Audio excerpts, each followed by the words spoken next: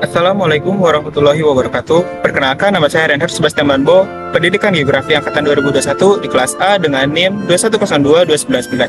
Di sini saya akan membahas tentang hujan dan alat ukurnya, meteorologi dan klimatologi, dengan materi hujan dan alat ukurnya. Pada kali ini saya akan membahas tentang pengertian dari hujan itu sendiri, bagaimana terjadinya hujan, jenis-jenis hujan, dan alat ukur hujan. Hujan adalah proses kondensasi uap air di atmosfer menjadi butir air yang cukup berat untuk jatuh dan biasanya tiba di daratan. Atau peristiwa jatuhnya air yang diakibatkan berkumpulnya titik air di atas awan dan turun menuju daratan. Jadi, ketika awan sudah mencapai titik jenuh di atas 80% atau sudah maksimalnya awan dalam menyimpan kapasitas air, maka peristiwa hujan akan terjadi. Nah, bagaimana sih proses terjadinya hujan? Yang pertama ada evaporasi. Jadi, evaporasi atau yang disebut dengan penguapan adalah proses di mana air yang ada di laut, rawa, sungai, dan lainnya menguap karena adanya pemanasan dari sinar matahari. Dalam hal ini, air diubah menjadi uap air atau gas sehingga bisa naik ke atmosfer. Yang kedua ada transpirasi. Proses ini serupa dengan evaporasi, hanya saja proses penguapan ini terjadi pada jaringan makhluk hidup seperti tumbuhan dan hewan. Yang ketiga ada kondensasi. Kondensasi adalah berkumpulnya titik-titik air dan menjadi gumpalan awan. Proses ini serupa dengan evaporasi. Kondensasi. Kondensasi adalah berkumpulnya titik-titik air dan menjadi gumpalan awan. Proses di mana berubahnya uap air di atmosfer menjadi partikel es yang sangat kecil di suhu yang rendah. Partikel es tersebut saling mendekati satu sama lain sehingga akan menggumpal sebagai awan. Yang terakhir ada presipitasi. Ketika awan sudah mencapai titik jenuh atau ketika terlalu banyak air yang terkondensasi, maka tetesan air di awan akan menjadi besar dan berat untuk menahan di udara sehingga jatuh sebagai hujan, salju, atau hujan es. Siklus air hujan. Siklus air dibedakan menjadi 3 jenis menurut Mulyo pada tahun 2004, yaitu yang pertama, siklus pendek, penguapan air laut, konveksi, kondensasi, terbentuk awan di atas lautan, dan hujan yang terjadi di lautan. Jadi pada singkatnya adalah siklus pendek, yaitu ketika evaporasi terjadi di lautan yang kemudian terjadinya kondensasi di atas air laut dan presipitasi itu sendiri terjadi pada daerah itu sendiri, yaitu di daerah laut. Yang kedua, siklus sedang, penguapan air laut, konveksi, kemudian kondensasi, terbawa angin, kemudian air hujan tersebut mengalir kembali ke laut.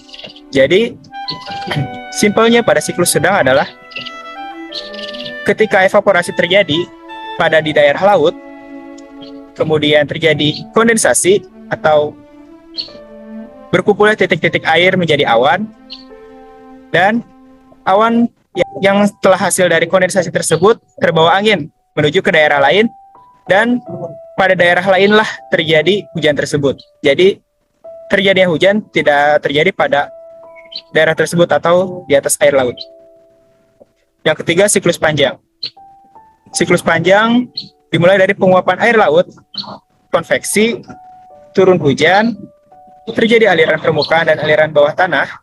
Kemudian aliran permukaan atau aliran bawah tanah tersebut mengalir kembali ke laut, atau bisa disebut dengan siklus hidrologi.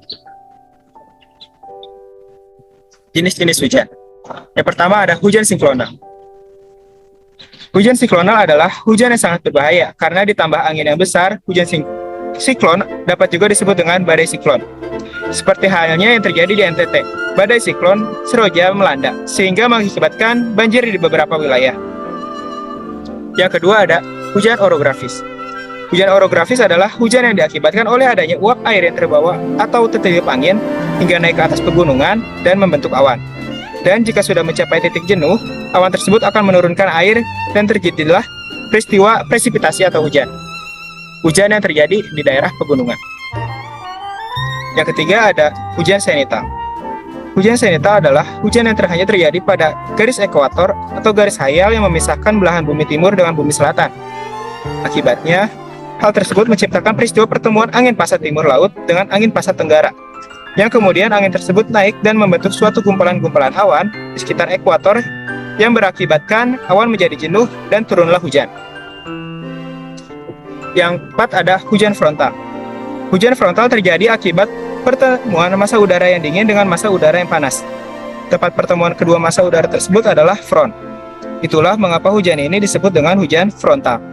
Hujan frontal diakibatkan karena massa udara dingin yang lebih kecil daripada massa udara panas yang bertabrakan itu. Lalu di sekitar front inilah sering terjadi hujan lebat yang disebut dengan hujan frontal. Jenis hujan berdasarkan ukuran butiran dan curah hujan. Berdasarkan ukuran butirannya, itu terbagi menjadi 4 jenis, yaitu hujan gerimis, hujan salju, hujan batu es, dan hujan deras. Hujan gerimis yakni jenis hujan yang diameter butirannya kurang dari 0,5 mm.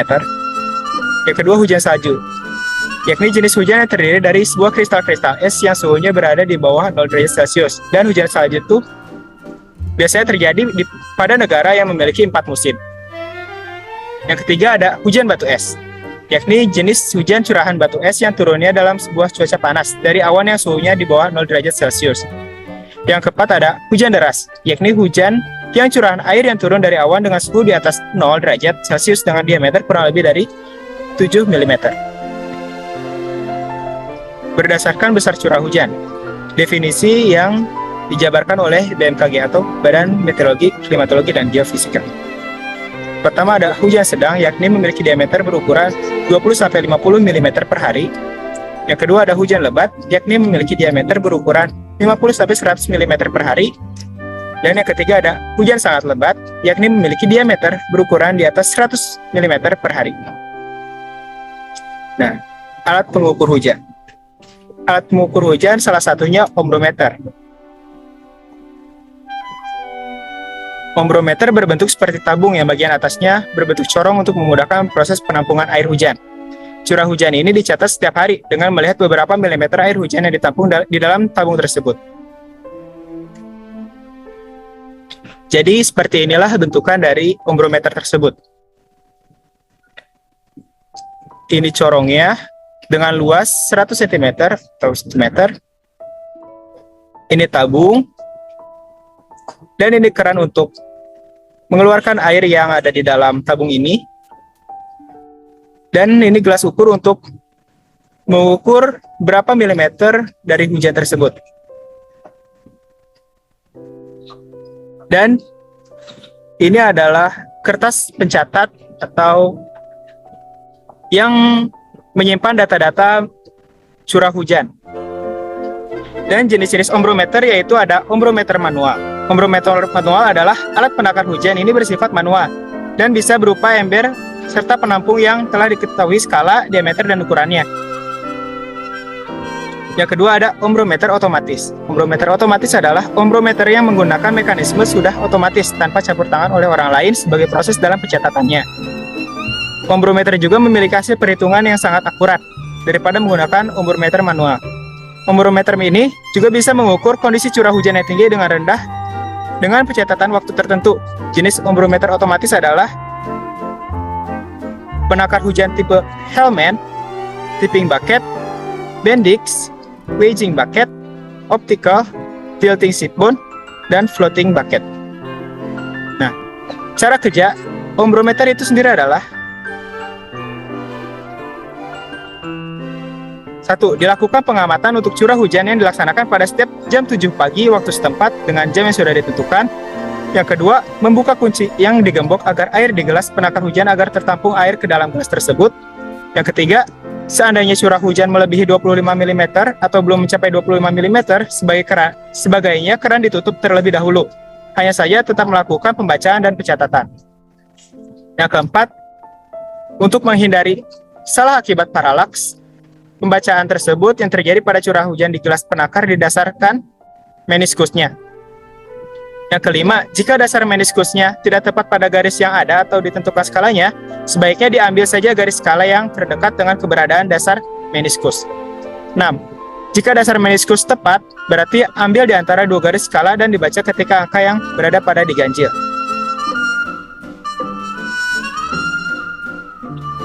Oke, sekian pembahasan yang sudah saya jelaskan mengenai hujan dan alat ukurnya dan fungsi dari alat ukur tersebut. Terima kasih atas perhatiannya. Assalamualaikum warahmatullahi wabarakatuh.